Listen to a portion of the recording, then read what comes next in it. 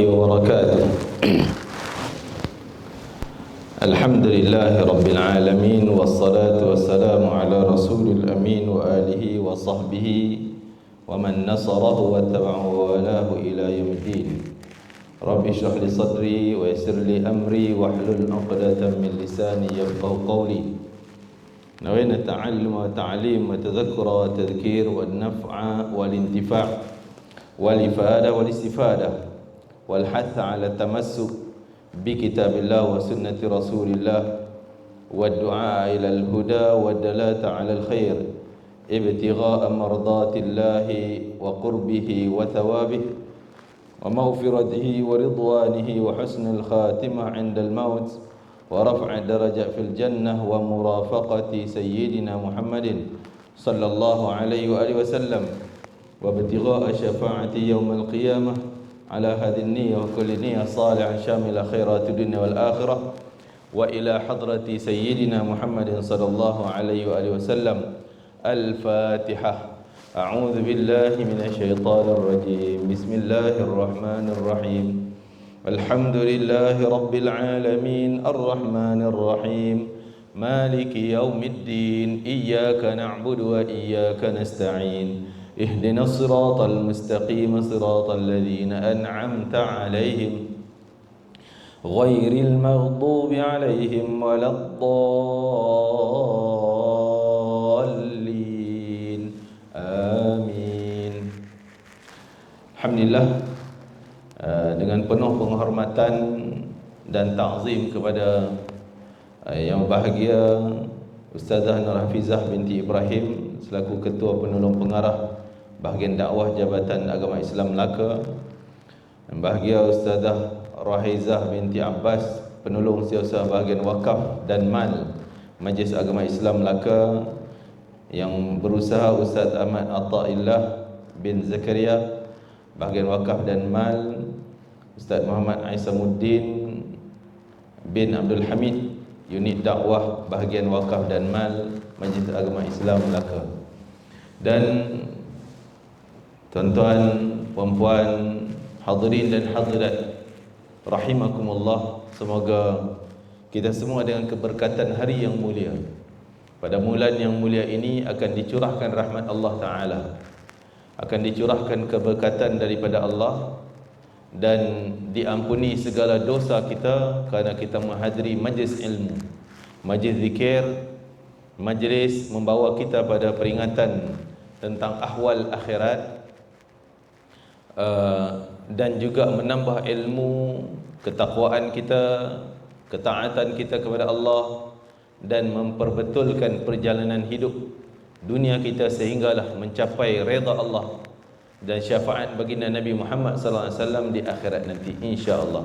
Amin ya rabbal alamin.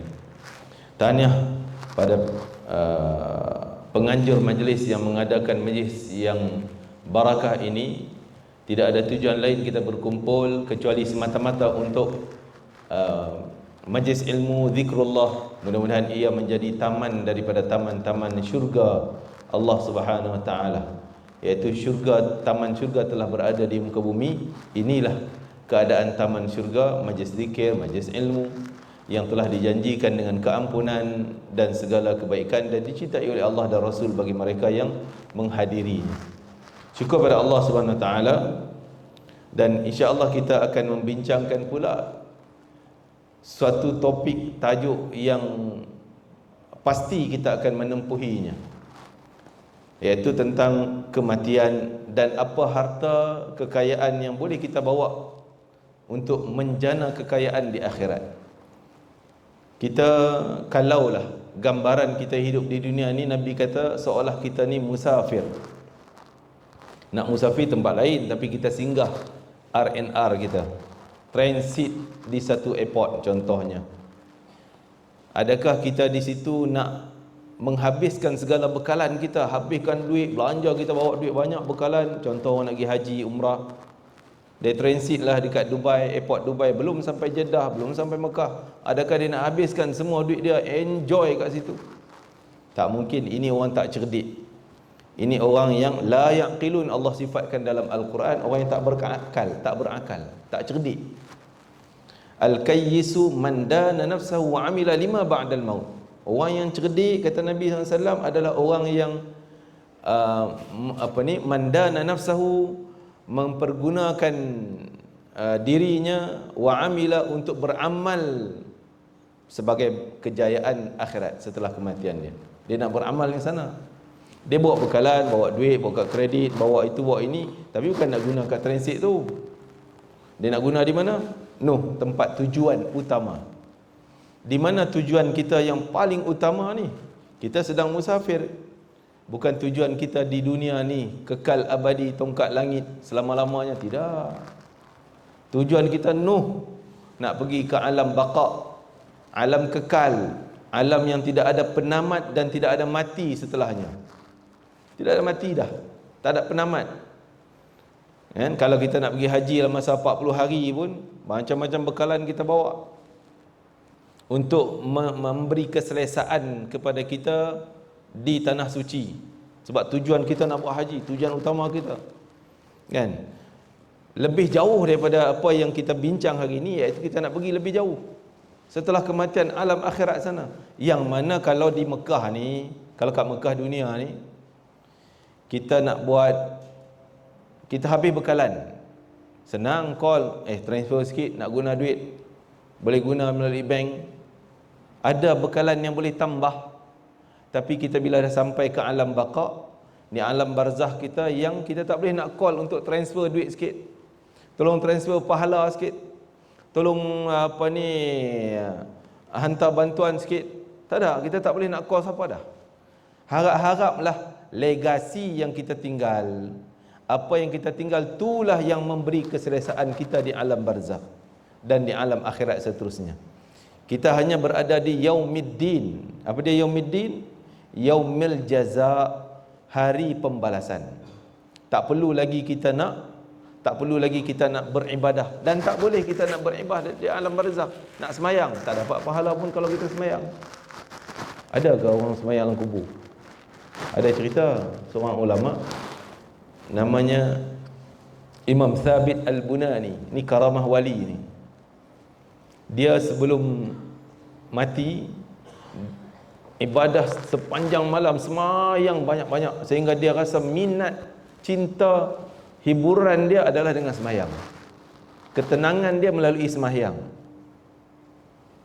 Dia tak habiskan masa untuk tidur, untuk makan, ada. Dia semayang. Sehingga dia minta, ya Allah, gembiranya aku dengan solat, izinkan aku juga dapat solat di alam barzakh, dalam kubur. Maka setelah tu orang nampak wali-wali Allah nampak mimpi dalam kubur, nampak dia dalam kubur sedang solat.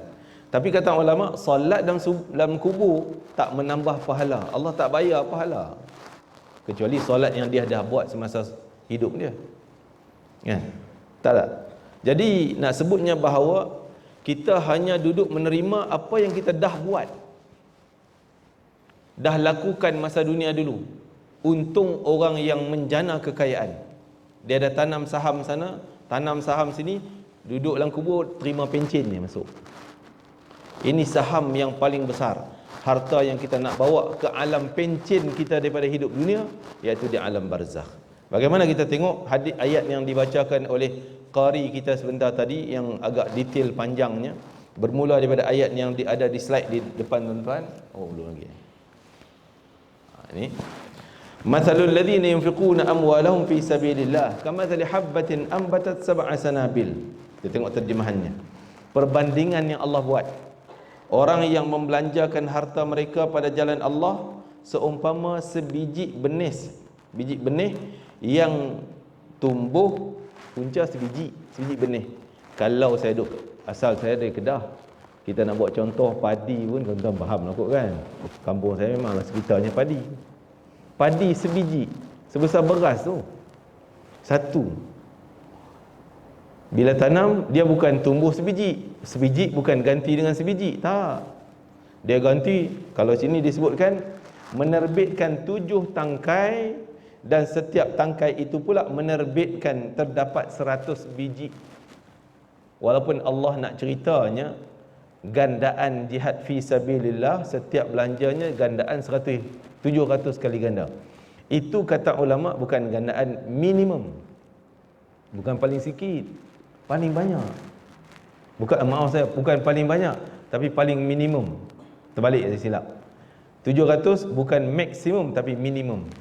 Bukan paling banyak, paling sikit. Seolah kita kata mustahil orang yang jihad jalan Allah, dia sumbangan dia satu benda, RM1, Allah bayar 600. Mustahil. 700 atau lebih. Sehingga Allah sebut wallahu yudha'ifu liman yasha. Allah boleh menggandakan kepada siapa yang dia nak gandakan. Mungkin orang ni digandakan 1 juta, satu biji tadi 1 juta, yang ni digandakan 2 juta, mungkin ini ratusan ribu. Tu serah pada Allah. Paling banyak wallahu alam. Tak ada had shilling. Yang Allah sebut had lantai, yang paling rendah bayaran Allah. Kerja jihad fi sabilillah ni besar. Kita mungkin tak bersama dengan ahli Gaza di sudut badan kita ke sana, tapi duit kita boleh sampai. Biji benih kita boleh sampai sana. Bukan tumbuh 700, tak boleh jadi lebih. Lebih-lebih lagi kita berada di ambang-ambang Ramadan yang suci, yang mulia. Rugi siapa tak ambil peluang untuk Ramadan. Rugi siapa tak ambil peluang untuk Ramadan. Kerana Ramadan ni menggandakan pahala yang cukup besar. Saya nak sebut sikit sebelum kita teruskan slide ni, tentang sekarang, berapa hari kita nak masuk Ramadan, kan? Lagi beberapa hari lah, mungkin 4 hari lagi. Kita sampai hari Selasa nanti 1 Ramadan. Isnin malam dah masuk Ramadan lah. Jadi beberapa hari ni kalau boleh dari sekarang, kita ni mungkin termasuk mana-mana salah satu dari 3 golongan ni bila berdepan dengan Ramadan. Apa dia yang pertama? Yang pertama, orang yang sangat gembira dengan Ramadan, sangat excited dengan Ramadan, seronok, dapat beramal banyak, dapat buat ibadah banyak, dapat ampun dosa banyak-banyak, dapat hadiah syurga Allah, redha Allah, keampunan Allah, bebas daripada neraka. Hebat, seronok. Ini peluang besar. Dia nampak ini peluang, ini hadiah, ini bonus yang besar. Maka Allah juga gembira dengan dia. Allah bangga dengan dia kerana dia ada niat. Daripada sekarang kita tunjuk kegembiraan kita untuk Ramadan. Kata para ulama, menyambut Ramadan, kita ni kadang-kadang menyambut sekadar plan, nak masak apa, nak beli apa, nak hari pertama nak puasa apa, nak buka puasa apa, sahur macam mana, plan yang tu je. Habis masa pergi pasar, dia fikir, abang nak masak apa bang? Kan? Yang cik abang pula dah pesan, nanti Ramadan nanti kau kena buat kuih ni ya, yang hijau, yang kuning, yang oranye, yang merah. Itu je persiapan Ramadan kita. Maka kalau itu sekadar, itu persiapan Ramadan kita, kata Sayyidina Ali karamallahu je, kalau orang yang penuh dalam kepalanya fikir nanti nak makan apa, nak warna apa, nak macam mana perisa makan, duk fikir yang tu, habis masa otak dia fikir yang tu. Kedudukan dia bukan darjat yang tinggi, darjat macam yang keluar daripada makanan. Apa dia, makanan masuk dalam perut, keluar jadi apa? Kotoran. Macam tu lah dia. Jadi bukan Allah hantar kita muka bumi nak fikir makan apa. Tak, makan ya makan, benda keperluan. Tapi jangan habiskan masa otak kita ni, penat badan kita semata-mata untuk itu. Ramadan bukan persiapan untuk makanan. Tapi bukan makanan badan, tapi yang persiapan kita adalah makanan rohani. Bermula dari mana? Dari niat. Dari niat dan azam dan doa. Niat, aku nak dengan Ramadan kali ini, aku akan puasa sebaik-baik 30 hari. Sebaik-baik puasa. Bukan sekadar puasa daripada tak makan, tak minum, tapi puasa juga mata, puasa telinga, puasa tangan, anggota yang lain. Dan aku akan berqiyamul lail sepanjang Ramadan. Ni gambaran niat. Sepanjang Ramadan aku qiyamul lail, lebih-lebih usaha aku pada malam ganjil 10 terakhir untuk dapat Lailatul Qadar. Minta siap-siap Lailatul Qadar. Aku akan menghabiskan Al-Quran berkhatam sepanjang Ramadan. Plan siap dah.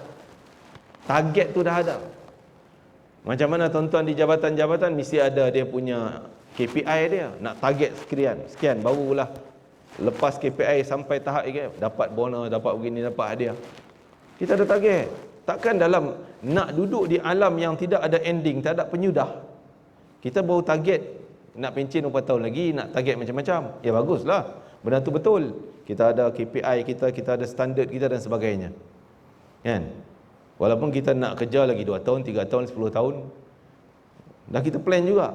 Kita penat-penat duk fikir perah otak nak buat apa ni, target kita. Takkan untuk akhirat yang tak ada, yang bukan 10 tahun, bukan 1 juta tahun, bukan. Tak ada penamat, tak ada plan, tak ada target, tak ada cita-cita, tak ada bekalan, malangnya. Biar Ramadan sebagai plan kita untuk kaya akhirat. Aku akan bersedekah bulan Ramadan ini dengan sebanyak-banyak sedekah. Siap dah cari, dapat gaji bulan ujung Mac ni kita dah peruntuk dah nak ambil sekian untuk sedekah. April mungkin sebelum raya dapat gaji kot kan. Gaji awal, plan siap, potong siap dah untuk buat kebajikan penghujung Ramadan. Plan siap. Dari dah sekarang kita niat. Kata Nabi SAW, dalam hadis Qudsi Allah berfirman, "Idza tahaddatha 'abdi", bila hamba-Ku berbicara, bercakap, cita-cita dia, target dia, angan-angan dia, nak buat ni, nak buat tu, nak buat ni, daripada benda-benda yang baik, amalan yang baik, fa ana aktubuha lahu hasanah, aku dah catat pahala untuk dia. Dia baru angan-angan, Allah dah catat pahala. Allah kata aku yang catat pahala untuk dia.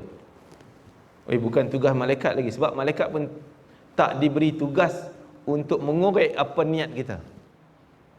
Allah yang catat apa yang kita niat, yang tuan-tuan lintas dalam hati, dalam fikiran, yang itu yang akan dicatat pahala oleh Allah Ta'ala. Malah kalaulah kita bersungguh dalam niat nak buat ni, nak buat tu, nak wakaf sekian banyak, nak sedekah sekian banyak, ni kita difahamkan kat luar sana ada booth ataupun urusan boleh tanya tentang wakaf. Siap dah plan untuk Ramadan ni, ada ke wakaf, apa targetnya? Target nak bina masjid di Pulau Besar contohnya. Dah fikir dah, aku nak tarik sekian peruntukan, mungkin berapa ratus, mungkin berapa ribu, masuk situ. Puluhan pun tak apa, yang penting ada niat yang baik. Allah catat dah pahala. Malah kalau kita bersungguh tapi tak dapat buat, mungkin ajal kita lebih awal, tak jumpa pun Ramadan, tapi dah plan dah hari ni, tah ajal kita lebih awal daripada Ramadan. Allah dah bayar full apa yang kita niat, full, macam kita dah buat sampai habis Ramadan. Padahal tak masuk lagi Ramadan, mungkin orang tu dah meninggal. Hadisnya Nabi kata, man sa'ala syahadat bi sidqin, siapa yang sungguh-sungguh, siapa yang bersungguh-sungguh minta mati syahid, tapi dia tak mati syahid pun, tak perang pun, tetap Allah catat dia punya pahala mati syahid, pahala lengkap mati syahid.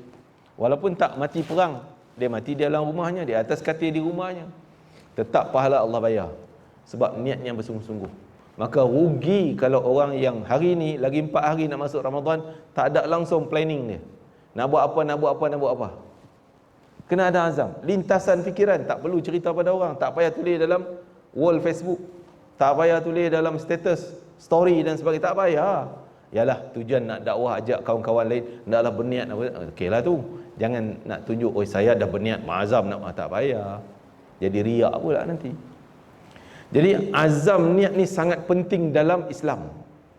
Seolah kata ulama, azam cita-cita niat ni macam kepala kepada badan. Pentingnya. Tak ada niat, seolah amalannya tu nilainya kecil dan sedikit. Kalau orang yang ada target besar, dia buat sedikit, tak seperti target dia nak qiyam mulai tiap-tiap malam 20 rakaat tarawih dan tengah malam tahajud. Target tu, tapi ada satu malam dia letih sangat, tak larat, tak dapat buatlah tarawihnya 4 rakaat contoh. Tapi niat dia sungguh-sungguh, Allah bayar macam full. Ini keuntungan orang yang bijak dalam menjana pahala melalui azam dia, niatnya, cita-citanya. Biar cita-cita kita besar. Seperti Nabi juga berangan-angan benda besar dari sudut amal. Satu ketika Nabi naik Gunung Uhud, Gunung Uhud semua pernah pergi kot, mungkin yang pernah pergi umrah. Daripada ujung Gunung Uhud sampai ujung sana 7 km, punya besar Gunung Uhud. Nabi kata, tanya sahabat, kalau kamu diberi emas sebesar Gunung Uhud ni, yang besar ni, apa kamu nak buat? Para sahabat tak ada idea. Allah wa Rasulullah, Allah dan Rasul dia tu, kami tak tahu nak buat apa. Kalau kita senang, beres Ustaz, kita plan tu dia. Habis kertas A4 tu kan, 80 GSM tu, Habis kita punya plan, macam-macam. Habis emas ni kita nak enjoy untuk kita. Tapi Nabi kata, aku punya angan-angan, kalaulah aku dapat emas sebesar gunung ni, takkan aku biarkan dalam rumah aku esok pagi subuh. Mesti habis malam ni juga sebelum subuh. Disedekahkan, dibuat sana kebajikan sedekah dan sebagainya. Maksudnya Nabi mengajarkan kita untuk ada plan yang besar, angan-angan yang besar daripada sudut kebaikan. Angan-angan yang besar, tapi dengan kesungguhan. Jadi begitu dalam harta ni, kita ada plan siap-siap ada. Nak buat apa dengan harta yang kita Ramadan nanti? Jangan plan, nantilah fikir kemudian lah. Rugi. Tak apalah, nanti pilih kemudian. Masuk satu Ramadan, 10 Ramadan, baru 10, ada 20 lagi. Baru 15, ada 15 lagi. Tak apalah, nantilah ujung-ujung Ramadan lah kita ambil fadilat 10 terakhir Ramadan baru sedekah. Ya Allah Tuhan, yang pertama dia rugi dalam niat. Yang kedua, dia merugikan Ramadan dia daripada awal. Sebab tu Nabi ajarkan kita doa ni kena baca. Tolong search dalam Google pun ada. Doa apa? Doa menyambut kedatangan Ramadan. Doa menyambut Ramadan. Allahumma sallimna li Ramadan. Ya Allah, selamatlah bagilah kami sihat sejahtera baik untuk bertemu Ramadan. Wa sallim Ramadan lana. Selamatkanlah Ramadan tu untuk kami, bagi dia hadiah Ramadan kami dapat, kelebihan Ramadan kami dapat, keutamaan Ramadan kami dapat, bagi sejahtera untuk kami. Wa tasallamhu minna mutaqabbalan, biarlah dalam Ramadan ni amalan kami diterima oleh Engkau ya Allah. Ni sekarang kita nak baca dah. Minta kita sejahtera nak masuk Ramadan.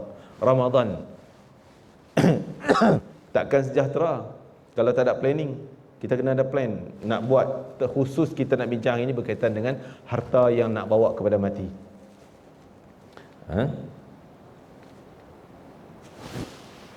Okay.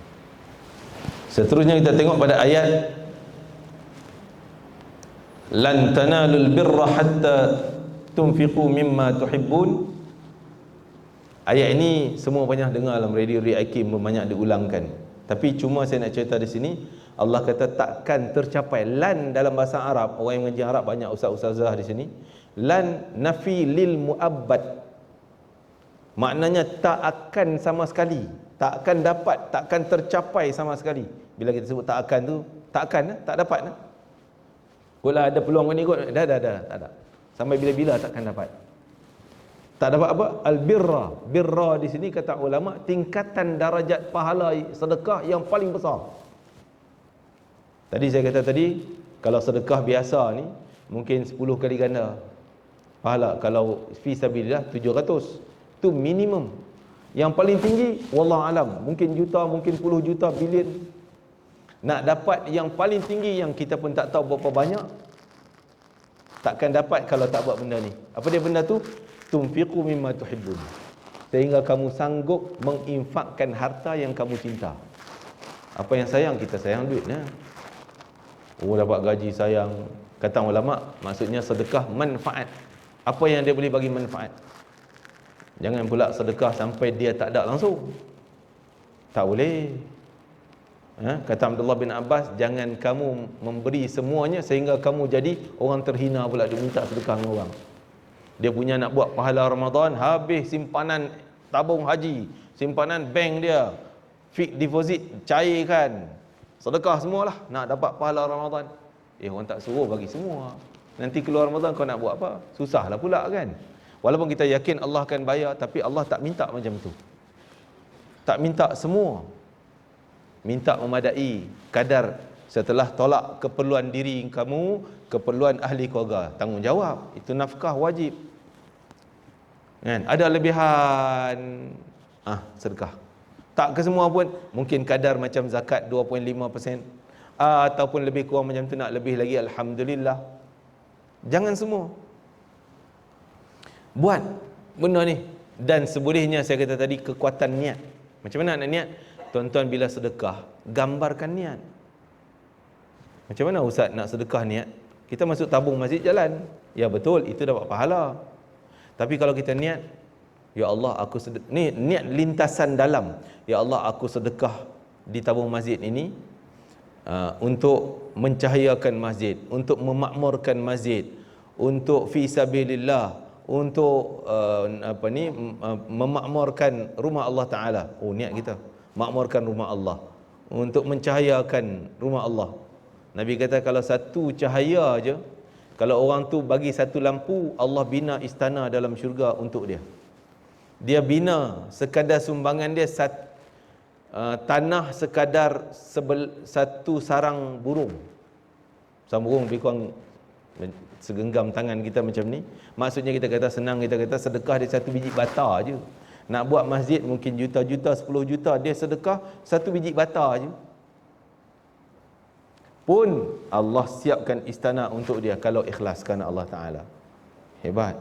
Peluang, banyak orang yang melepaskan peluang yang besar sehingga dia rugi, menyesal di akhirat. Menyesal. Ni ada peluang untuk wakaf masjid, wakaf madrasah, wakaf itu dan ini, macam-macam. Peluang ada depan kita. Hanya di ujung jari, tek, pum, dah share, dah transfer. Dah RM50 transfer masjid tu, RM50 100 sana, 100 1000 terpulang kemampuan. Maka dia akan dapat tingkatan darajat ini. Dan kita nak sebutnya ayat tadi, bila turun ayat tu, maka Sayyidina Abu Talhah Al-Ansari radhiyallahu anhu, seorang sahabat Nabi yang kaya raya, tanah dia banyak. Sebelum Islam lagi dia dah kaya dah.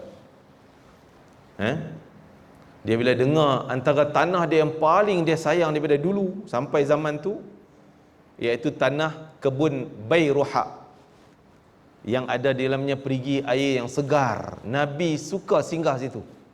Dia depan masjid, dekat dengan Masjid Nabawi. Sekarang ni peluasan masjid, maksudnya kebun Bayruha dah ditelan oleh tapak masjid tu. Maksudnya masjid dah sampai ke kebun tu dah. Dulunya di luar masjid. Jadi Nabi sebelum pergi semayang singgah dulu di kebun Bayruha tu. Singgah, rehat, tenang, minum air, ambil wudu apa semua, duduk rehat santai situ, baru pergi masjid semayang. Selalu Nabi buat macam tu. Maka kebun tu jadi kebun berharga bagi Abu Talhah Al-Ansari. Bila turun ayat tadi, surah Ali Imran tadi, lan tanalul birra hatta tunfiqu mimma tuhibbun, ayat ini, maka Sayyidina Abu Talhah kata, ya Rasulullah, tidak ada harta yang paling aku cinta dalam harta aku kecuali kebun Bayruha ni, ya Allah. Ya Rasulullah, boleh tak aku nak wakafkan kebun Bayruha ni untuk Islam? Tapi itu waktu awal, maka Nabi tak izinkan wakaf itu. Cuma Nabi kata, engkau wakafkan manfaat kebun. Apa dia wakaf manfaat kebun? Kebun tu gerannya nama engkau lagi. Kalau zaman kita ada geran kan, geran tu nama engkau, tak payah tukar nama. Milik tanah tu hak engkau, tapi manfaatnya, kormanya, hasilnya, mungkin kau tanam anggur, mungkin tanam buah-buahan yang lain, hasilnya wakaf bagi pada fakir miskin, keluarga engkau yang miskin dan sebagainya. Maka Sayyidina Abu Talhah pegang isyarat Allah, Rasulullah SAW bagi tahu, maka tanah tu tetap milik dia dan dia hanya bagi manfaat buah-buahan. Sebab apa? Sebab kalau dia wakafkan tanah kepada Islam, siapa yang nak menguruskan tanah? Kan? Dia kata bukan tanah saya tak boleh nak urus. Siapa nak uruskan? Nabi nak kena upah orang lain pula, jadi beban. Biar tanah ni engkau yang menguruskan, cuma manfaatnya, buahnya engkau sedekah. Sayyidina Umar Al-Khattab pun demikian. Ada tanah di Khaybar, dapat dalam perang Khaybar. Maka dia pun macam tu, dengar Abu Talhah buat itu, dia pun cemburu. Aku pun nak buat. Ya Rasulullah, aku ada tanah Bayruha, tanah di Khaybar. Itu paling besar, paling subur, paling berharga. Aku nak wakaf. Nabi pun pesan macam tu, engkau pegang miliknya tapi sedekahkan manfaatnya. Macam wakaf juga. Cuma boleh dia katakan demikian, seolah macam wakaf tanah lah juga, cuma engkau yang menguruskan. Akhirnya bila mereka meninggal dunia, tanah tersebut menjadi hak umat Islam, sedekah untuk umat Islam. Kita tengok orang yang berbuat kebajikan yang banyak. Tengok ayat ni, ayat seterusnya.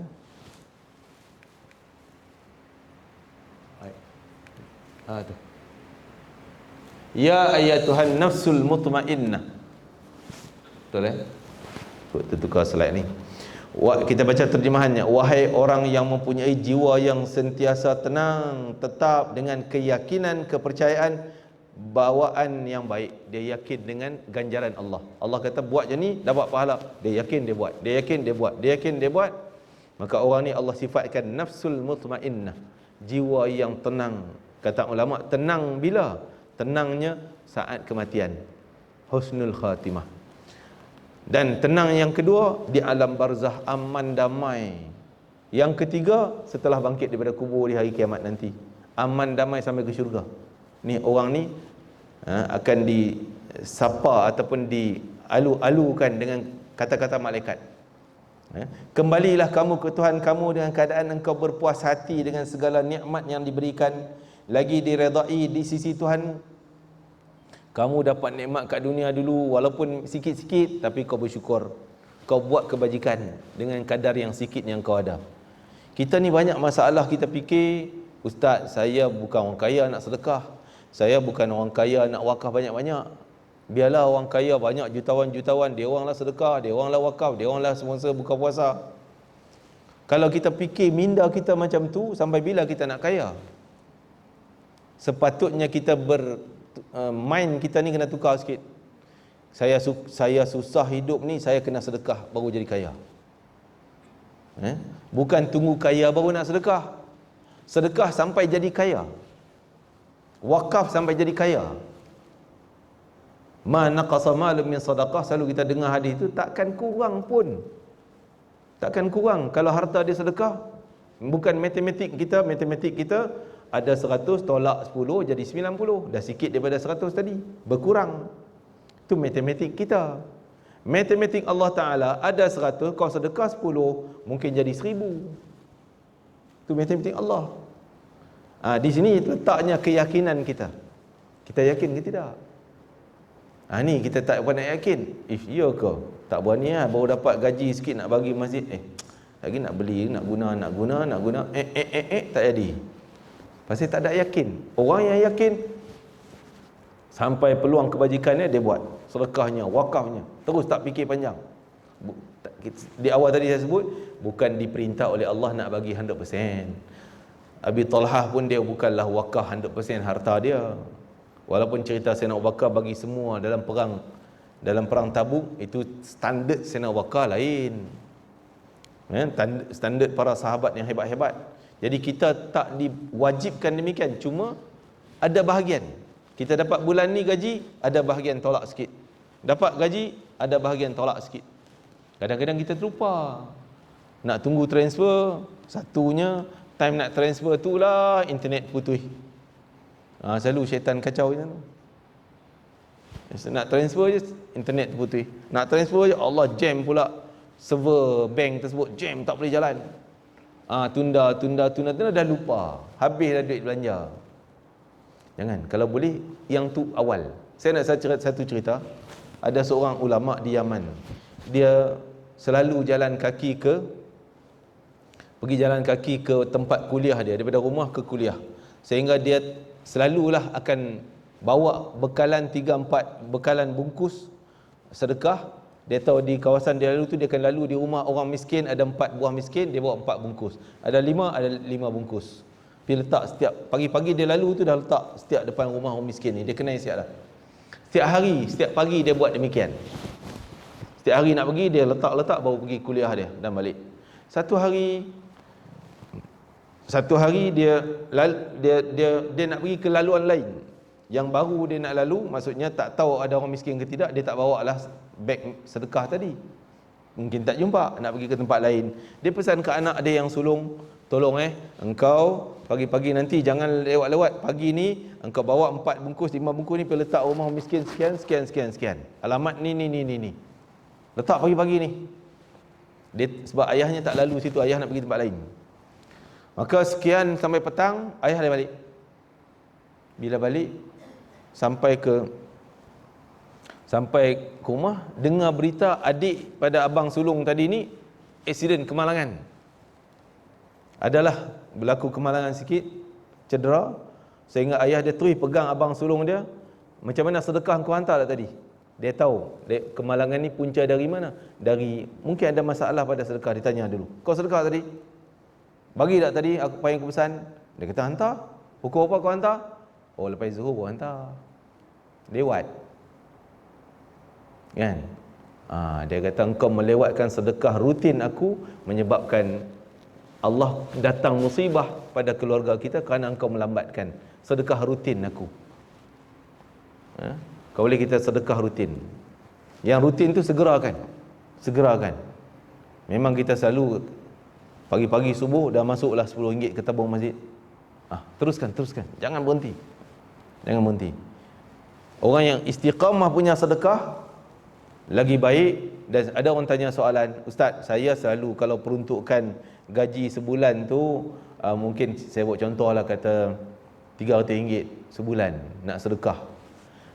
Mana lebih baik sebulan tu, awal bulan, satu bulan tu saya sedekah 300 terus, atau saya bahagi kepada 30 hari, 10. Tiap-tiap hari saya buat, tapi 10 yang jumlah dia 300 juga. Ya, kalau tanya lebih baik, saya kata yang 10 berterusan itu lebih baik.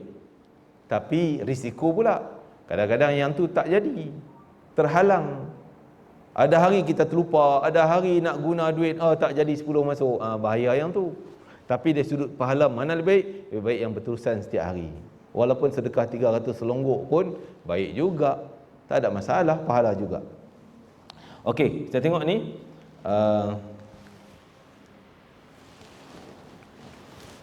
Okey, tengok ayat ni. Kata Ibn Abbas, ayat ini ayat lan tanalul birra hatta tunfiqu mimma tuhibbun, takkan kau capai pahala yang paling tinggi sehingga kau sanggup menginfakkan harta yang kau cintai. Ayat tu turun kerana perbuatan Sayyidina Uthman bin Affan. Kan? Turun ke atas Sayyidina Uthman bin Affan. Siapa dia Sayyidina Uthman? Kita tahulah khalifah Islam yang ketiga. Apa yang dia buat sehingga turun ayat ni, puji sikap dia, iaitu dia mewakafkan perigi rumah. Bukan rumah kita ni. Maksudnya nama tu perigi tersebut, pergi rumah. Pergi rumah yang sekarang ni dinamakan perigi Uthman. Bi'ru Uthman. Kalau tuan-tuan yang pergi umrah, selalu pergi Madinah, kita akan pergi kebun kurma Bi'ru Uthman. Mungkin ada orang bas yang bawa ke situ. Jadi apa cerita Bi'ru Uthman ni? Ketika Nabi hijrah sampai Madinah, Nabi sedih nampak penindasan orang Yahudi yang ada Madinah. Mereka kuasai semua perigi sana, Yahudi punya ni, Yahudi punya. Sehingga Yahudi ni memanglah terkenal menindas orang Islam. Kalau sama orang Yahudi, dia tolong. Jadi dia akan jual air tu, air perigi. Siapa nak ambil satu baldi kena bayar sekian dinar, berapa dirham. Kalau dengan orang Yahudi, katalah kita kata bayar RM10 orang Yahudi. Kalau orang Islam RM100, 10% lebih, kan? Kalau orang Islam RM100. Jadi Nabi rasa penindasan orang Islam dah lah susah-susah, kena tindas orang Yahudi pula. Sama lah zaman sekarang ni, Yahudi dia buat macam tu kat kita, lebih teruk lagi. Jadi bila Nabi nampak kerut, bila cerita hal macam tu, perigi ni Yahudi punya nak kena beli dengan mahal air dan sebagainya, orang tak ada air sumber lain nak kecuali perigi tersebut. Maka datang Sayyidina Uthman, tengok Rasulullah sedih. Maka Sayyidina Uthman azam. Dia tak cerita kat Nabi, dia azam, aku nak pergi cari perigi nak beli. Maka dia jumpa dengan Yahudi tadi, Bi'ru rumah ni. Dia negotiate, mau tak aku nak beli, dengan harga berapa aku letaklah aku bayar. Yahudi ni kenal Uthman ni jutawan, takkan nak jual dengan murah-murah. Dia jual dengan harga melampau lah. Boleh dengan ribuan, mungkin puluhan ribu dinar, melampau punya harga, kan? Okey, Sayyidina Uthman sanggup tak negotiate? Sayyidina Uthman tak minta kurang, tak. Dia sanggup terus, dia letak 100,000 aku bayar. Sayyidina Uthman mampu. Yahudi nampak, senang sangat dia boleh bayar ni. Tapi dengan syarat, dia selit pula syarat. Syaratnya itu harga 50% share, bukan 100%. Baik, perigi pun boleh 50%. Tak apa, Sayyidina Uthman setuju je nak gembirakan Nabi SAW. Okeylah, 100,000 tadi, tak tahu berapa ribu, saya gambarkanlah, saya tak ingat harga dia. Hanya 50%. Macam mana kau gambarkan 50%, nak belah dua ke perigi tu? Tak, kita kira hari. Hari ini aku punya, hari besok engkau punya. Hari ini aku punya, gilih hari. Tu kira separuh 50%. Sayyidina Uthman kata, ya, sudah, okey. Okey, mulalah hari pertama Yahudi punya, dia macam biasa dia jual satu baldi sekian rial, dinar, dirham, 10 dirham, 10 dirham. Pada Yahudi, pada orang Islam 100 dirham. Bisnes macam biasa. Hari pertama dia. Kan? Hari Jumaat contohnya, hari Sabtu besoknya giliran Sayyidina Uthman bin Affan punya milik perigi tu. Sayyidina Uthman letak papan percuma. Siapa nak datang ambil percuma? Mana ambil? Tak kira Yahudi maupun Islam, tak Islam, ambil percuma airnya. Jadi bila dah macam tu, siapa nak pergi beli hari Yahudi? Orang akan datang hari Sayyidina Uthman. Besoknya hari Ahad, Yahudi tu bisnes macam biasa, pacak dia punya harga dia, tak ada orang datang. Tak ada. Gila Sayyidina Uthman, penuh orang queue sebab dapat percuma. Orang Islam dapat gembira dan sebagainya. Giliran orang Yahudi pun dapat datang hari Sayyidina Uthman juga. Ini boykot Sayyidina Uthman. Boykot orang Islam pada Yahudi. Boykot punya boykot, tak datang hari Yahudi. Hari akhirnya 50% milik Yahudi. Dia kata macam ni aku tak boleh cari makan lah Uthman. Engkau dah, kalau macam tu senanglah, kau ambil je lah 100%. Tak payah bayar lah, sudah kau punya. Dapat dengan boykot Sayyidina Uthman, boykot orang Islam pada hari bisnes Yahudi, mall Yahudi, pasaraya Yahudi, sehingga Yahudi tu bankrupt. Tutup perigi dia, tutup bisnes dia, dapatlah 100% perigi tersebut untuk Sayyidina Uthman. Gembiranya Rasulullah dengan usaha Sayyidina Uthman, sehingga turun ayat, Allah pun gembira, Allah turun ayat, lan tanalul birra hatta tunfiqu mimma tuhibbun. Lepas itu dengar pula tadi cerita Abu Talha, sedekah, wakaf pula. Dia punya kebun Bayruha, Sayyidina Umar pun wakaf.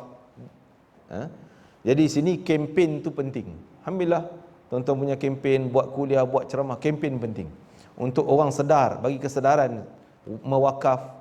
Wakaf ni bukan untung untuk orang lain.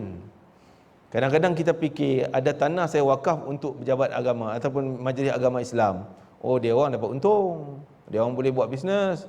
Tak, dia orang untung, tapi untung banyak mana? Tapi engkau punya untung berjuta-juta bila ganda sampai pahala berjalan sampai kiamat. Seolah kita punya pencen bukan makin 50%. Tambah jadi 100%, boleh tambah lagi. Senang lenang dalam kubur. Orang yang lebih-lebih lagi khusus kepada mereka yang wakaf tempat ibadah, masjid, madrasah dan seangkatan dengannya, surau dan sebagainya. Walaupun dia dah diam dalam dah, turun dalam dah tuan-tuan, masuk kubur dah, dia dapat semua ibadah yang berlaku dalam masjid surau tu. Apa dia yang berlaku dalam tu? Kuliah-kuliah, macam dia mengajar, macam dia belajar. Seolah dia guru, dia murid. Pahalanya dalam tu istighfar, minta ampun, taubat, hijrah orang daripada buruk kepada baik, semua dia dapat. Taubat, ampun, hijrah. Dalam tu apa lagi tuan-tuan? Sembahyang sunat, tahajud, qiyamul lail, dia dapat. Semua, setiap ibadah berlaku dalam tempat ibadah tadi, semua dia dapat.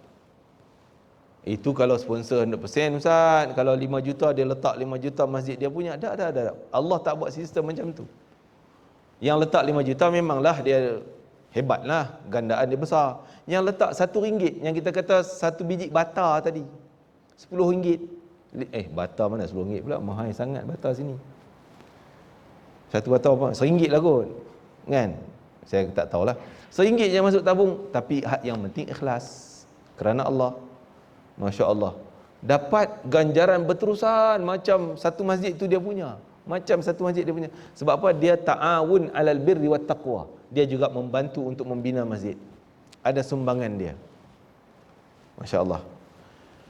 Okey, kata Rasulullah SAW, bila Rasulullah baca ya ayatuhan nafsu surah Fajar tadi, ayat ya ayatuhan nafsul mutmainnah irji'i ila rabbiki radiyatan mardiyah fadkhuli fi ibadi wadkhuli jannati. Wahai nafsu, jiwa manusia yang tenang, kembalilah kepada Allah dengan dalam Allah keadaan Allah redha dan gembira. Masuklah kamu dalam kelompok hamba aku yang soleh, yang berjaya, dan masuklah silakan dalam syurga aku. Ini kata-kata aluan, yang mana orang yang baik tadi akan dialu-alu oleh malaikat dengan kata-kata ni. Dialu-alukan. Sayyidina Abu Bakar Siddiq kata, ya Rasulullah, indahnya ayat ni, kalau boleh aku pun nak dapat juga kata aluan disambut. Macam kita kalau datang hotel 5 star, masuk pintu je diri alu, tuan silakan tuan, tuan reception di sini, tuan bilik berapa ya, tu tingkat 5, liftnya di sana. Oh, kita happy, gembira, senang, di guide dengan baik, di alu-alu dengan kedatangan yang hebat. Sila tuan, ini ada apa nama welcome drink pula, boleh minum ni semuanya, kan? Seronok kita. Tapi kalau kita datang hotel 5 star, dia punya masam, ya Allah, muka penyambut tamu tu, tuan dah booking dah? Oh, suara pula tinggi. Dah booking dah? Berapa? Tinggal carilah lift kat mana. Tuan-tuan nak pergi lagi tak hotel macam tu? Kita takkan boykot, kita akan boykot. Silap-silap kita cancel booking, cari hal lain. Oh, layanan dia kan tak baik. Jadi malaikat mengalukan kedatangan. Ya ayatuhan nafsul mutmainnah, wahai manusia yang jiwanya tenang, yakin pada Allah, silakan kembali pada Allah dalam keadaan Allah redha, Allah gembira dengan kau. Seronok. Bila kata aluan ni, saat malaikat maut nak cabut roh dia. Dah roh kita sampai lutut, sampai pinggang, dialu-alu oleh malaikat. Yang kedua, ketika nak masuk dalam alam barzakh, malaikat dalam kubur dah nanti dah, sambut dah. Yang ketiga, ketika di syurga nanti akan dialu-alukan lagi. Sayyidina Abu Bakar kata, hebatnya kalau boleh aku dapat. Rasulullah kata, engkau pun akan dapat kata-kata aluan ni, wahai Bakar. Sayyidina Abu Bakar kita tahulah, orang yang paling menghabiskan hartanya untuk Rasulullah, untuk Islam. Beliau mengatakan ayat ini akan dijadikan kata-kata aluan oleh para malaikat untuk orang yang melakukan banyak kebajikan ketika saat rohnya dicabut dan ketika diletakkan di alam barzakh. Sebagian dikatakan akan dialu-alukan untuk masuk ke dalam syurga. Satu cerita, kata Abdullah bin Abbas. Abdullah bin Abbas radhiyallahu anhuma, kita kenal dia Abdullah bin Abbas. Dia meninggal di Taif. Mungkin orang yang pergi Nabi Umrah akan melawat ke Taif. Masjid besar tu Masjid Abdullah bin Abbas, makam dia, kubur dia ada di situ. Saya cepat sikit cakapnya sebab tengok masa kan. Jadi Abdullah bin Abbas ni ketika saat kematian dia memang harta banyak di Taif, dan dia banyak kerja wakaf untuk masjid. Tu tanah wakaf dia, masjid yang besar di Taif tu.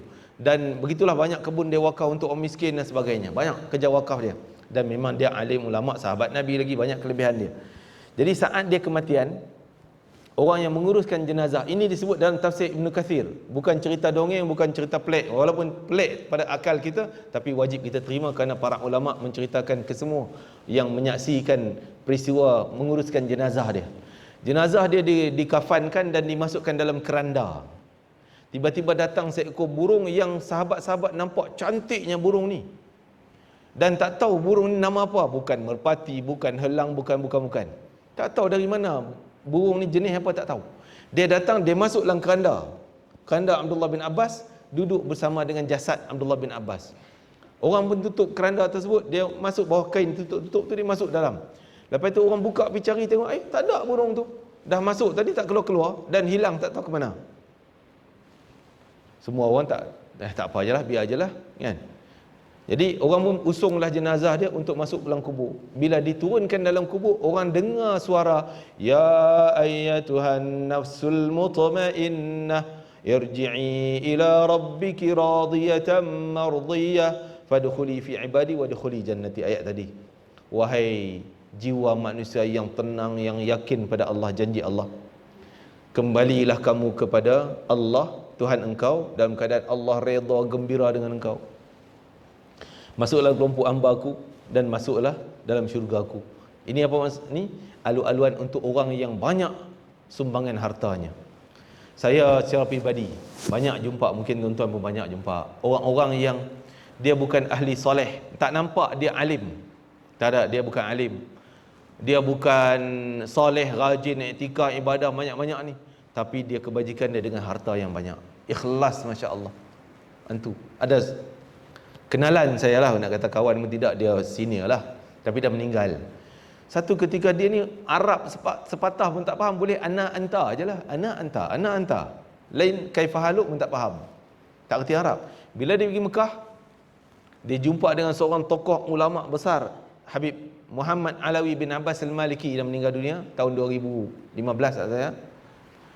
Masa sebelum tu dia pergi jumpa Tok Haji ni, saya sebutlah nama dia, Haji Amir. Haji Amir ni pergi umrah, orang mutawif dia, ustaz-ustaz Indonesia banyak.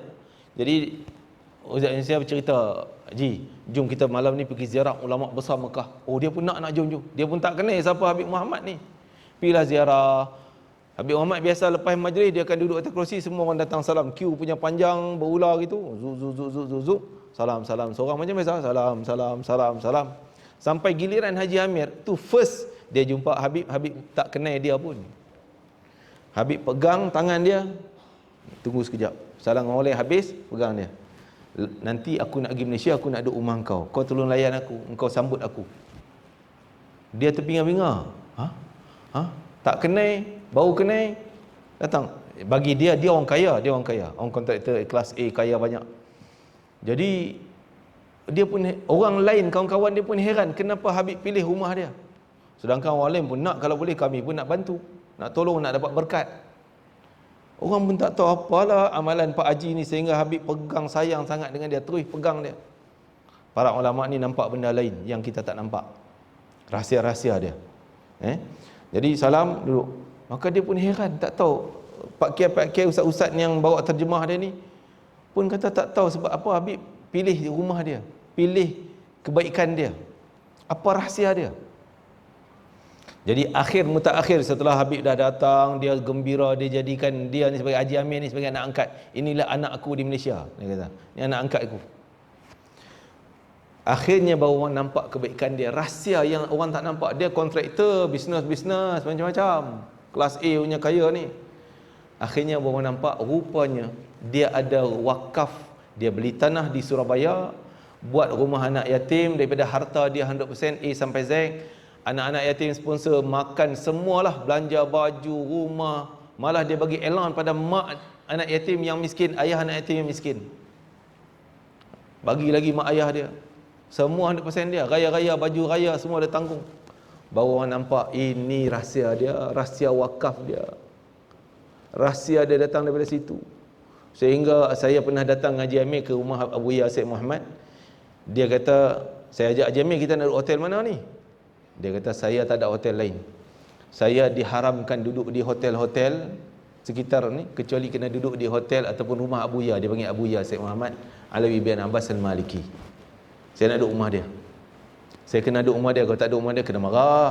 Anak datang tak duduk rumah bapak, macam mana? Dia anggap macam anak angkat, anak dia. Jadi rahsia, walaupun dia tak nampak alim, tak nampak kesalehan dia, tapi Allah angkat darajatnya kerana wakaf dia yang diterima oleh Allah Ta'ala. Sampai hari ini benda tu berjalan, dia dalam kubur dah. Kaya raya jutawan dia dalam kubur. Bukan kaya raya jutawan dunia, akhirat pun kaya raya. Jadi banyak orang yang dapat darajat syurga bukan kerana amalan sembahyang, sujud, tahajud dia banyak-banyak. Dia tak banyak yang tu, boleh buat yang cukup-cukup makan je lah, tapi daripada sumbangan hartanya. Okey, hadis ni saya rangkau je lah tentang ni. Dan seterusnya, tuan-tuan, kita tengok di sini wakaf. Apa lagi? Okey, ni daripada Abu Hurairah radhiyallahu anhu bahawa Rasulullah bersabda, antara amalan yang baik yang memberi pahala kekal abadi. Kekal ada 7 ni, saya ringkaskan. Yang pertama, ilmu yang diajar dan sebarkan. Kita dapat ilmu ni, kita cakap-cakap, sebar-sebar. Masuklah Facebook kita, masuklah story kita, masuklah IG kita, TikTok kita, cerita. War-warkan. Masya Allah. Mungkin Jabatan Wakaf buat iklan satu TikTok, kita copy, sebar, kita share, panjangkan daripada Facebook dan sebagainya. Yang kedua, anak yang saleh. Yang ketiga, mushaf Al-Quran yang dia wariskan, termasuk kita sekarang wakafkan Quran. Tuan-tuan, yang ni kita kadang-kadang kita boleh buat sendiri. Kita raya ni nak balik kampung, kotlah kampung tuan-tuan perempuan, Kedah ke, kampung di mana ke, beli satu kotak Quran belakang tu, buh lambut. Jangan bawa baju raya je, buh 2 kotak Quran. Sehingga kita semayang kat masjid, tengok-tengok rak Quran ni, oh Quran ni buruk semua, Quran dia orang koyak-koyak. Ambil 5 buah pup letak situ, niat wakaf untuk mak ayah saya sekian-sekian. Pergi pula, singgah pula semayang apa, mungkin tadi zuhur, asar, jamak, isyak, maghrib, isyak, kat ni pula, nah, tak. Balik kampung, masjid kampung, tahu je lah, banyak Quran yang dah terkopak, dia letak salotip je. Dah lasam dah. Dah puluh tahun zaman kita mengaji kecil dulu sampai besar duk Quran tu duk ada lagi. Tak apalah, biar dia ada, kita letak yang cantik punya. Kalau boleh wakaf yang terbaik. Jangan bagi yang buruk, kita pun beli yang murah yang RM20 punya. Yang sekali buka terkoyak tu. Cek, trak, terkoyak dah. Alamak. Cari yang berkualiti, yang cantik, yang cetakan bagus punya, warna-warni, terang benderang untuk orang tua-tua, yang besar-besar. Wakaf ni syurga kita ni, akhirat ni. Syurga kita di akhirat ni, sebiji Quran ni syurga di akhirat. Kita duduk dalam kubur, daripada sebiji Quran tu masuk tak berhenti-berhenti pahala Quran. Masya-Allah. Singgah mak tafiz rumah kita, nah bagi 5 buah 10 buah, beli 2-3 kotak, letak buat balik raya. Pembinaan masjid, Masya Allah, ada peluang depan tuan-tuan, pembinaan masjid. Rumah untuk Ibnu Sabil. Dulu orang buat homestay yang free. Sahabat-sahabat laluan contoh Sayyidina Umar, dia buat food bank. Dah ada zaman Sayyidina Umar. Dia orang pertama yang buat food bank. Dia bina satu pondok, dia letak kurma, letak air, letak segala keperluan orang musafir. Orang singgah ambil free. Tu kebajikan Sayyidina Umar Al-Khattab. Dan dia buat tempat rehat, tak payah nak kemah, dia buat macam rumah lah sikit, bagi orang duduk, siapa nak sampai dulu duduklah. Itu rumah Ibn Sabil, rumah musafir. Yang kena membina sungai. Mungkin kita tak mampu kot membina sungai, sungai ni jabatan tertentu je. Okey, yang ketujuh, sedekah yang dikeluarkan dari hartanya semasa dia sihat. Banyak orang bila dah terlantar hospital, Ustaz tolong telefon masjid je buat sedekah, buat sakit dah, cakap pun tak boleh dah, baru nak buat sedekah. Kata Nabi SAW, sedekah waktu sihat 1 dinar pahalanya lebih besar daripada sedekah waktu sakit 100 dinar. Waktu sakit bagi 100, waktu sihat bagi 1 je, RM1 je. Pahala RM1 waktu sihat lebih baik daripada waktu sakit. Walaupun banyak harta dikeluarkan. Kenapa? Bila kita sedekah waktu sihat, kita tak ada niat nak supaya aku sakit. Bila sedekah waktu sakit kan, niat mudahan sedekah ni dia orang bacalah doa untuk aku. Ada udang sebalik batu, udang sebalik mi. Mudah-mudahan dia orang sedekahlah pahala kat aku, mudah-mudahan. Ada harapan lain, permintaan lain. Kalau kita waktu sihat, kita tak permintaan apa? Kerana Allah. Minta pahala Allah je. Ikhlasnya tebal. Itu bedanya. Okey, tuan-tuan ya. Okey, 10 minit lagi insya-Allah. Kita tengok tadi daripada 7 perkara tadi semuanya berkaitan wakaf. Boleh ambil gambar ni. Semuanya berkaitan wakaf. Cuma satu je yang bukan wakaf, iaitu anak soleh. Apa dia? Mengajar ilmu wakaf, masah Quran wakaf, bina masjid, rumah, bina sungai, sedekah. Semua berkaitan harta wakaf. Peluang besar dengan harta. Dan seterusnya yang dimaksudkan dengan sedekah jariah. Kita kata sedekah jariah, hadis yang tadi 3 benda sedekah jariah. Apa maksud sedekah jariah? Kata ulama, Imam Nawawi juga mengatakan demikian. Sedekah jariah bukan kita bagi makan tu, yang buka puasa tu. Itu tak namanya sedekah jariah. Tapi itu sedekah pahala, dapat pahala. Tapi bukan sedekah jariah. Sedekah jariah ni sedekah yang kekal, tak diusik. Kita wakaf masjid, benda tu tegak masjid puluh ratus tahun. Itu sedekah jariah yang berterusan pahala. Ni bagi makan, kenyang, buang pula, selesai habis. Sejam 2 jam habis dah makanan kita. Sedekah wakaf ni, walaupun kita tak nafikan sedekah buka puasa itu pun baik, bukan kata tak ada pahala, itu pahala besar, tapi yang jariah pun kena ada, yang kekal dimanfaatkan. Antaranya Sa'ad bin Abi Waqqas, dia tanya, Rasul, aku banyak harta, apa aku nak buat? Rasul kata, kau buat sedekah jariah yang kekal. Dia fikir apa? Dia buat pipe air. Zaman kita ni macam kita letak cooler tu kan, atau penapis air tu, penapis air syarikat mana-mana yang kita bayar bulan ke apa ke, tak nak sebut nanti iklan free pula dia orang kan. Letak masjid ni tak ada penapis air ni, orang nak minum kena beli botol. Kita pergi negotiate dengan Tok Imam, macam mana saya wakaf, saya belikan handap ni semua, letak di masjid. Allahu Akbar. Sa'ad bin Waqqas buat 3 tempat di ni. Sampai zaman dia dah wafat, semua orang kenal, ini suqyul ma' Sa'ad bin Waqqas. Ini minuman yang disediakan oleh Sa'ad bin Waqqas. Ni minuman disediakan oleh Sa'ad bin Waqqas. Kata Nabi, sedekah yang terbaik adalah air. Sebab apa? Air ni semua orang dapat kan? Kalau kita sedekah nasi, ada orang tak makan nasi. Kita sedekah nasi biryani, ada orang tak boleh makan biryani. Pasal kambing nanti pening, darah naik. Sedekah ni tak boleh makan, sedekah tak boleh makan. Ada orang boleh makan, tak boleh makan. Tapi air, semua, Islam tak Islam minum. Budak minum, tua minum, sakit kencing manis, darah tinggi, minum. Binatang pun nak minum. Jadi besar pahala sedekah air. Maka kita fikir sedekah yang berkekalan untuk air. Kalau kita bagi botol, dia minum separuh, dia buang separuh lagi. Bazir pula. Kan? Okey, saya sedekah mesin ni. Contohnya kan. Ibnu Hazmin juga mengatakan demikian, benda yang berkekalan itu nama sedekah jariah. Okey, satu hadis Nabi kata, ya Rasulullah, zaman Nabi, Sayyidina Aisyah radhiyallahu, Rasulullah balik kambing, suruh Aisyah masak. Jadi Rasulullah kata, suruh banyakkan kuah dan sedekah. Rasulullah balik, tanya Aisyah, dah sedekah semua? Aisyah kata, dah sedekah semua kecuali aku simpan satu kaki kambing untuk engkau ya Rasulullah. Nabi kata, sebenarnya engkau dah simpan semua kecuali satu kaki kambing ni belum simpan. Aisyah pening. Aisyah kata, yang lain dah bagi sedekah, yang ni simpan.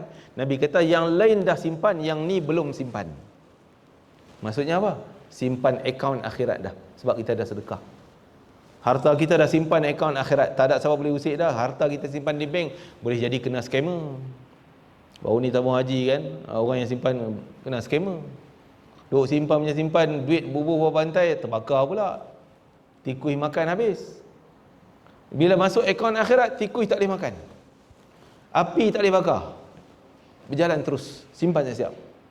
Yang kaki ni kau simpan untuk aku ni belum sedekah, belum jadi pahala, belum masuk akaun akhirat, kata Nabi SAW. Jadi kita carilah jalan untuk menyimpan. Okey, antara contoh-contoh menyimpan, maksudnya simpan akaun akhirat. Contoh wakaf, iaitu wakaf Sayyidina Uthman, kita dah cerita tadi. Wakaf Sayyidina Uthman kebun, bangunan. Sampai sekarang ni ada bangunan hotel, dia tulis tu, hotel ini adalah hasil wakaf Sayyidina Uthman bin Affan. Saya tak ingat nak sebut di Madinah tu, di belakang lah Masjid Nabawi tu, ujung dekat jalan raya besar tu. Kita nak masuk ke Movenpick, Movenpick, kalau tuan-tuan boleh ingat lagi lah kan. Di satu bangunan dia tulis, ini hasil daripada wakaf Sayyidina Uthman bin Affan. Berapa ribu tahun dah? 1400 tahun. Pahala duk jalan sampai hari ni. Wakaf dia. Wakaf Bayruha Sayyidina Abu Talha tadi. Wakaf kebun Salman Al-Farisi, panjang cerita dia. Wakaf Sayyidina Umar Al-Khattab di Khaybar. Yang keenam, wakaf Universiti Al-Azhar semenjak ditubuh tahun 979. Saya dapat ilmu daripada Universiti Al-Azhar. Ustazah kita mungkin dapat ilmu daripada Universiti Al-Azhar. Boleh kata kita belajar di Malaysia tak pergi Universiti Al-Azhar pun dapat ilmu daripada wakaf ni. Ustaz-ustaz mengajar dapat ilmu daripada ustaz yang balik daripada Azhar. Ni wakaf bermula daripada 979 Masihi. Dah 1000 berapa puluh tahun? 1045 tahun kah? Lebih kurang macam itulah. Berjalan lagi pahala wakaf dia orang. Walaupun sekarang ni memanglah penambahan, tapi orang yang jadi pencetus permulaan itu lebih besar. Dan masjid-masjid yang banyak kita tak perlu nak cerita, Masjid Quba, Masjid Nabawi, semua daripada kebanyakannya wakaf-wakaf. Universiti tertua di dunia, Universiti Qarawiyyin di Fes, Morocco, dibina tahun 857. Tahu dari mana hasilnya? Daripada seorang wanita pemurah namanya Fatimah Al-Fihri. Dia yang mula wakaf tapak untuk buat Masjid Qarawiyyin. Mula masjid, dibuat pengajian dalam tu, pengajian halaqah-halaqah, akhirnya dikembang jadi universiti. Sampai hari ni masih ada. Saya sampai di Fes, kita melawat, tapi time pengajian dia orang tak pergi masuk masjid tu. Oh, Masya Allah, hebat. Yang ke-8, jutaan bangunan masjid di masjid tempat di Malaysia kita banyak yang kekal dan sebagainya. Dan kita tengok tak ada pun masjid besar-besar yang telah diwakafkan ni diruntuhkan. Runtuh untuk renovate adalah, runtuh buat bangunan tak ada. Orang kekal tapak masjid. Pahala orang tu berkekalan. Yang ke-9 ni contoh saya ambil petik daripada satu laman web Jabatan Mufti Wilayah. Dia kata wakaf Ahmad Dauji Dadaboy gitulah. Dia wakafkan tanah dia sikit je 1.2 hektar di Kuala Lumpur kepada MAWIB, Jabatan Media Agama Islam Wilayah, pemegang amanah. Setelah 25 tahun telah menjana, bangunan tu dapat hasilnya tak kurang daripada 56.6 juta dah, baru 25 tahun. Bayangkan jadi 100 tahun berapa juta, berapa ribu juta dah, berapa bilion, trilion, wallahu alam. Itu contoh-contoh kecil lah, banyak lagi tuan-tuan, Masya Allah. Jangan kita biarkan demikian. Hikmah wakaf banyaklah, kita antaranya kekal pahalanya, kita mengongsi manfaat kita, menghilangkan sifat kedekut daripada kita. dan menambah yakin kita, iman kita semakin kuat. Orang yang wakaf, iman dia kuat. Oh, iman dia kuat. Iman dia makin bertambah. Dia boleh masuk dalam kelompok ya nafsul mutmain, ya Tuhan nafsul mutmainnah tadi, yakin dia. Sebab bila dia bagi, dia tak dapat apa. Kan? Kalau dia sewakan tanah tu, dia dapat hasil sewa. Tapi sekarang dia wakafkan, dia tak dapat sewa, tak dapat hasil tu, tak dapat apa semua. Hilang, seolah hilang pemilikan dia. Sebab apa dia buat macam tu? Sebab dia yakin janji Allah. Dia yakin pahala. Tambah iman dia, tambah ketakwaan dia. Dia bertambah ketakwaan, tambah keimanan, tambah cinta daripada Allah, cinta pada Rasul, mengamalkan sunnah Nabi, macam-macam dia dapat. Itulah antara apa yang kita boleh kongsi di sini. Saya tak nak panjangkanlah. Dengan kulihannya, kita dapat menghilangkan sifat bakhil ini satu nikmat. Banyak bakhil. Satu cerita yang terakhir saya nak cerita. Jadi kadang sedekah ni kita jangan tangguh-tangguh. Ada seorang di Mekah, dia belajar dengan ulama di Mekah tentang fadilat sedekah. Kan? Jangan tangguh. Dia pun azam, aku balik daripada kuliah ni, nak balik rumah, nak ambil beras dia dalam rumah tu, nak sedekah. Kerana nak amalkan, tak nak tangguh-tangguh. Kan? Maka dia pun balik, tengok isteri dia tak ada kat rumah, dia angkat tepung lah, bukan beras, tepung gandum, satu bungkus tu tanggung, keluar rumah, keluar jumpa isteri. Dan Tok Guru dia kata, nak sedekah ni sekurang-kurang 70 syaitan akan datang pada dia. 70 syaitan akan datang pada dia, duk ganggu. Engkau ni tak fikir ke anak kau nak makan apa? Engkau tak fikir ke duit engkau nak guna nanti? Engkau tak fikir. Nak kacau supaya kita jangan buat. Kita akan hadapi benda macam ni. Dia kata, beres, aku dah pegang ni, tak tadi dah mungkin 70 syaitan aku dah tewas habis semua dah. Aku nak sedekah. Dia keluar rumah jumpa isteri dia. Isteri dia balik tanya, bang apa tu angkat guni tepung nak pergi mana? Nak sedekah, nak buat kebajikan hari ni Jumaat pula ni, nak buat pahala ni, nak lawan syaitan. Jangan ambil, simpan balik. Kita punya makanan tu, anak-anak semuanya. Dia pun nyonya letak balik. Dia kata, aku 70 syaitan kat luar semua aku boleh kalah, syaitan seko ni aku tak boleh kalah. Yang ni penghalang besar. Kan? Kadang-kadang macam tu, ada penghalang-penghalang manusia ni. Kan? Itulah, mudah-mudahan kita dapat manfaat daripada perbincangan kita hari ini. Dan saya sangat menganjurkan lebih-lebih lagi Ramadan yang gandaannya lebih besar, yang gandaan pahala kerana Ramadan. Wakaf kita, sedekah kita di luar Ramadan tak sama dengan sedekah kerana ada kemuliaan Ramadan. Begitu juga sedekah ada pahala ditingkatkan kerana tempat.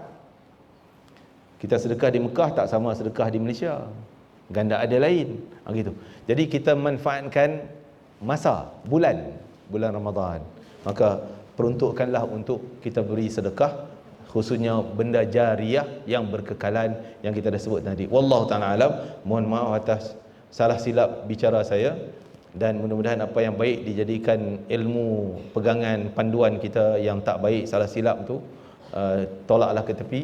Mudah-mudahan Allah mengampuni dosa saya dan kita semua, dan Allah terima darajat, tinggikan darajat kita, menerima ketakwaan kita, ketaatan kita dan pahala untuk kita semua yang hadir insya-Allah. Subhanakallahumma wa bihamdika asyhadu an la ilaha illa anta astaghfiruka wa atubu ilaik. Wassallallahu ala sayyidina Muhammad wa ala alihi wasallam. Walhamdulillahirabbil alamin. Assalamualaikum warahmatullahi wabarakatuh.